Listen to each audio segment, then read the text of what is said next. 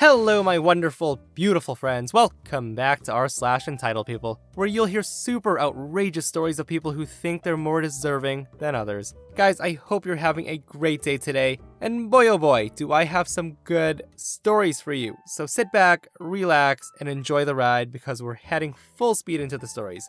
Oh, and do hit that subscribe button for future stories if you guys like this kind of stuff. So I used to work at a little pizzeria, and after a busy night, we'd sometimes end up with a couple of mistake pizzas sitting on top of the oven. Now these pizzas sometimes had the wrong toppings, or was a slightly burnt pizza. Stuff like that. Well, one night, about 20 minutes before closing, a lady comes in and proceeds to tell me a sob story about her and her son being stranded and hungry, having nothing to eat all day, asking for a free pizza. I told her, "You're in luck. I actually do have an extra pizza tonight, and you can have it at no charge." The lady asked, "Can I see it?" I said, "Of course." I then take the pizza box off the oven and showing her a perfectly fine pepperoni and mushroom pizza. The lady then says, "Ew, it's got mushrooms on it. I hate mushrooms. My son hates mushrooms too."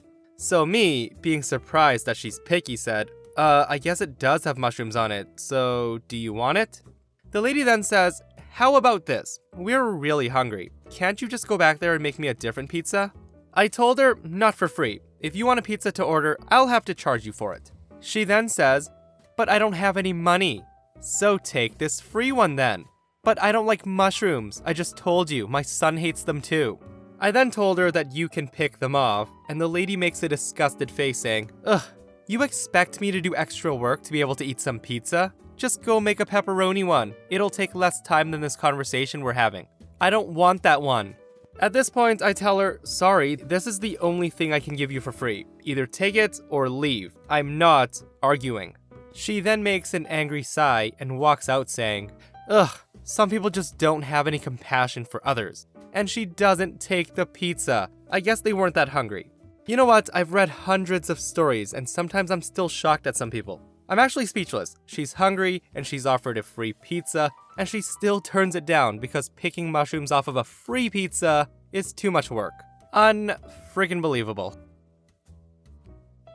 So my coworker Sarah had a walkout last night. All walkouts suck, but this one was very different. The table that dined and dashed included 3 20-something-year-olds, 2 guys and a girl. The girl happened to go to high school with my coworker who was serving them. The two spent a good portion of the night catching up, having a good time, and everything was going well. So after ordering $80 worth of food and drinks, the table walked out on their bill. Sarah was pissed. So since we scan and save IDs at my bar, we permanently flag anybody who's walked out on their tab and ban them from re-entry. Unless, of course, they come back to pay their tab and apologize for their lapse in judgment. The ID saving system is also linked with other bars in the city that use the same brand. So if someone was to be banned from our bar, all the participating bars would be notified and able to ban them as well. So Sarah figured that since she was friends with the girl, she'd message the girl on Facebook and let her know that she should come back to pay her bill, to save her from that major inconvenience. The girl never responded to my friend. The next day, however, the girl who walked out called the restaurant asking to speak to the manager. My manager, a seasoned vet who doesn't take crap from anybody, answered the phone. Every morning, he reads over the log from the night before, so he knew everything that went down, including the walkout. However, he wasn't sure that Sarah had messaged the girl on Facebook. The girl proceeded to log a complaint about a server who waited on her the previous night. She says, "Your server, Sarah, found me on social media and harassed me. It was really unprofessional and I'm super creeped out by it. You shouldn't employ people who stalk their customers and send them threatening and offensive messages." So my manager, somewhat shocked at first, was about to find out more information about this cyber harassment, but remembered that Sarah was the server with the walkout from the night before.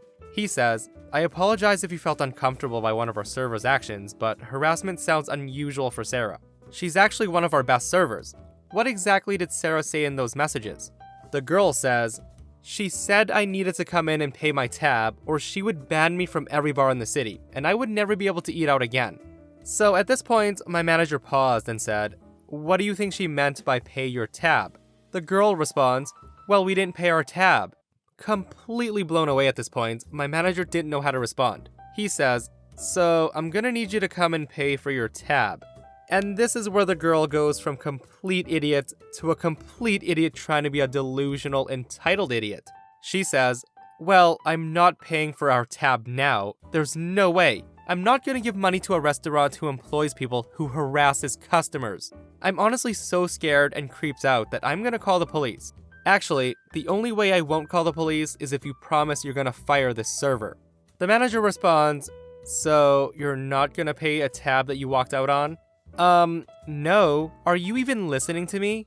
You guys should be paying me for what I went through. You should be lucky that all I'm asking for is the server to be fired, so I won't call the police. Actually, I'm gonna sue you guys for harassment. I'll be getting my lawyer to contact you." So to buy some time to unpack the crazy that my manager just heard, he told this chick that he'd talk it over with his supervisors and he would call her back. Sarah happened to be working that day, so he asked to see the Facebook messages. Sarah sent this girl exactly one message that said, "Hey, you walked out on your tab with me. You can come in and pay it tomorrow. Just make sure you come in, because the ID system will ban you from our place and maybe some other bars if you don't pay."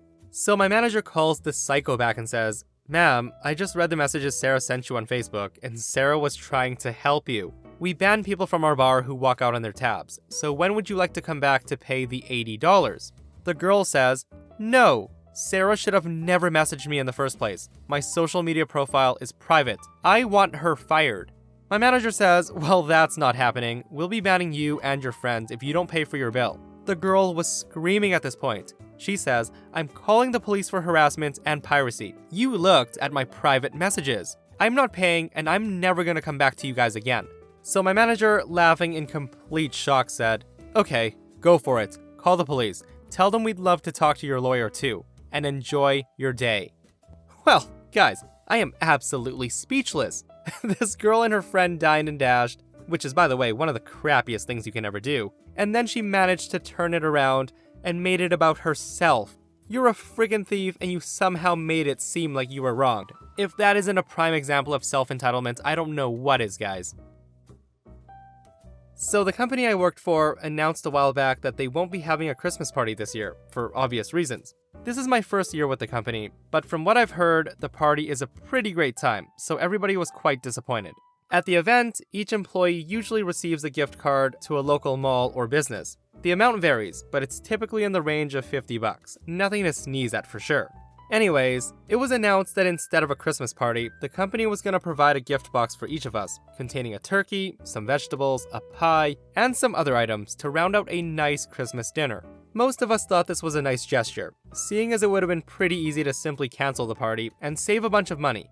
One coworker, the entitled person in question, was not happy with this. During our shift last Thursday, the manager phoned us up saying that our boxes were ready for pickup, and that we could pack up early to grab the boxes and go home to our families. The entitled coworker blew up, ranting on and on about what an insult this gift was, how it was beneath him, and how he wants a gift card or nothing. Now keep in mind, this is a grown 46-year-old man, and he's basically throwing a tantrum with everybody around. It's a really embarrassing sight. We tried to talk him down, but he continued to say how insulting and demeaning this was, and he doesn't need a stupid turkey.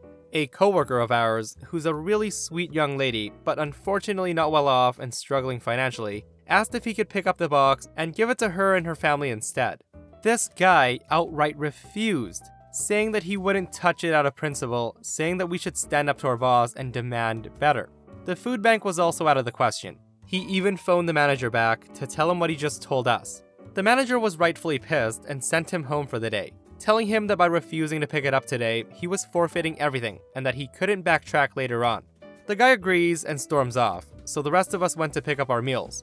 A bit of an aside here. So out of the 4 of us on the crew that day, 2 of us had been forced to go to the food bank at least a couple of times in the past few years. So listening to the guy go on and on about how a free meal wasn't good enough for him had us rather angry. So back to the story. We showed up at the shop and the gift box blew our expectations out of the water.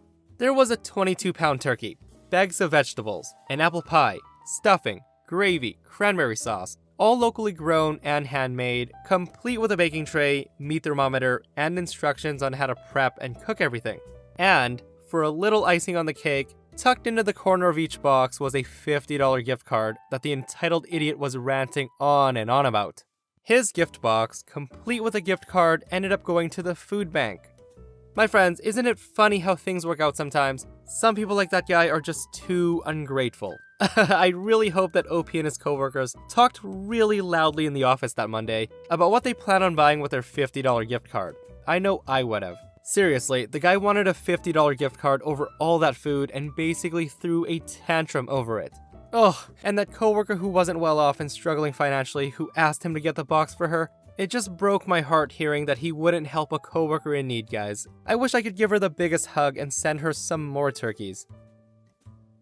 Okay, so I've been living with my roommate for a couple of months now, and it's been going swimmingly. I'm okay sharing my food with my roommates, but I don't touch the food she buys, because I have a binge eating disorder, and I honestly prefer never to touch her food. So recently, I bought some avocados and chips, and during a binge, I ended up eating all of my avocados and chips. So my roommate had planned to take an avocado to work, and since we have the unspoken agreement, she can help herself to my food.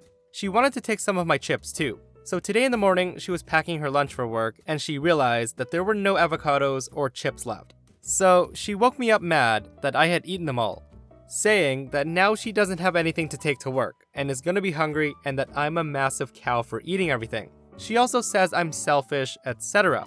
Now, I'm super sensitive about my weight, and even though I'm at a healthy weight, I bust my ass exercising to counteract the horrible binges.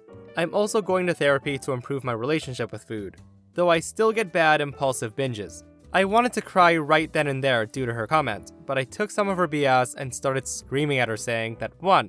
I am never letting her touch my food again if she's gonna act so entitled to the stuff I pay for. 2. Never in the 5 months I've been living with her have I ever eaten the food that she's bought without her offering it to me first.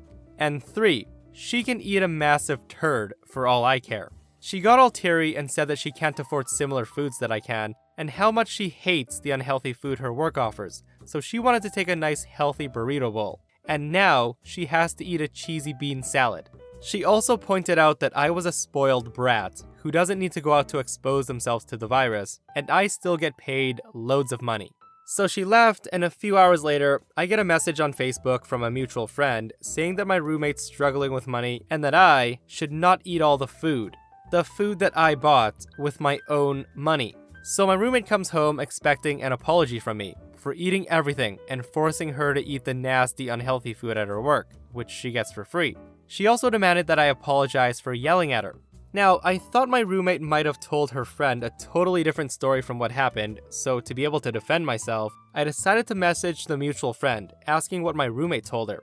She told me that the roommate told her that the food was bought by the both of us, that I promised her the avocado and chips for her lunch today, and that I confessed to her that I had eaten all the chips to spite her, and that I mocked her for being poor. So after telling her my side of events, she realized that my roommate's tell of events had a lot of holes and mine made a lot more sense.